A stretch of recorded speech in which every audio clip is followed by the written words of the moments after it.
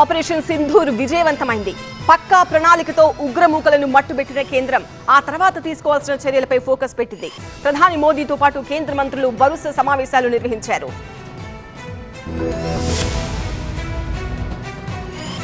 నిన్న రాత్రి సమయంలోనే ఆపరేషన్ సింధూర్తో ఉగ్రమూకల ఆట కట్టించింది సైన్యం. భద్రతా దళాలు చేపట్టిన ఈ ఆపరేషన్ను ప్రధాని మోదీ స్వయంగా పర్యవేక్షించారు. వార్ రూమ్ నుంచి లైవ్ లో పరిణామాలను వీక్షించారు. ఆ తర్వాత ప్రధాని మోదీ నివాసంలో కీలకమైన భద్రతా వ్యవహారాల కేబినెట్ కమిటీ సమావేశం జరిగింది. కేంద్ర మంత్రులు అమిత్ షా, రాజ్నాథ్ సింగ్ ఈ సమావేశానికి హాజరయ్యారు. ఆపరేషన్ సింధూర్ జరిగిన తీరును ప్రధానికి వివరించారు. ఆ తర్వాత జరిగిన కేబినెట్ భేటీలో ఆపరేషన్ సింధూర్ గురించి మంత్రులకు వివరించారు ప్రధాని మోదీ. ఉగ్రదాడికి ప్రతీకారం కోసం దేశం యావత్తూ ఎదురు చూసిందని, తప్పనిసరిగా ఈ ఆపరేషన్ చేయాల్సి వచ్చిందన్నారు. పీఓకేలో 5, పాక్లో 4 ఉగ్ర శిబిరాలను ఎలా లక్ష్యంగా చేసుకున్నారో వెల్లడించారు. ఈ సందర్భంగా సైన్యం, ప్రధాని మోదీ నాయకత్వానికి మంత్రివర్గం అభినందనలు తెలిపింది. కేబినెట్ భేటీ అనంతరం రాష్ట్రపతి ద్రౌపది ముర్మును కలిశారు ప్రధాని మోదీ. ఆపరేషన్ సింధూర్ పరిణామాలను ఆమెకు వివరించారు. కేంద్ర హోంమంత్రి అమిత్ షా సరిహద్దు రాష్ట్రాల ముఖ్యమంత్రులు, డీజీపీలు, ప్రధాన కార్యదర్శులతో సమావేశం నిర్వహించారు.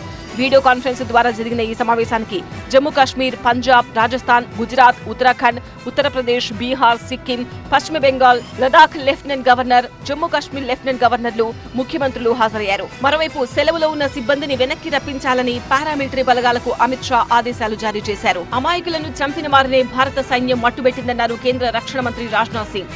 లంకా దహనం చేసిన హనుమంతుడే ఈ విషయంలో తమకు ఆదర్శమన్నారు. భారత సైన్యం తమ శౌర్యం, ధైర్యాన్ని ప్రదర్శించి కొత్త చరిత్రను సృష్టించారని కొనియాడారు. हमने केवल उन्हीं को मारा जिन्होंने हमारे मासूमों को मारा। आतंकियों को ट्रेनिंग देने वाले कैंप्स को तबाह करके करारा जवाब हमारे आर्म्ड फोर्सेस के शौर्य को मैं नमन करता हूं। మరోవైపు ఆపరేషన్ సింధూర్ జరిగిన తీరును స్పెయిన్, జర్మనీ, ఫ్రాన్స్, జపాన్ సహా వివిధ దేశాల విదేశాంగ మంత్రులకు వివరించారు విదేశాంగ మంత్రి జయశంకర్. ఉగ్రవాదాన్ని భారత్ సహించదన్నారు.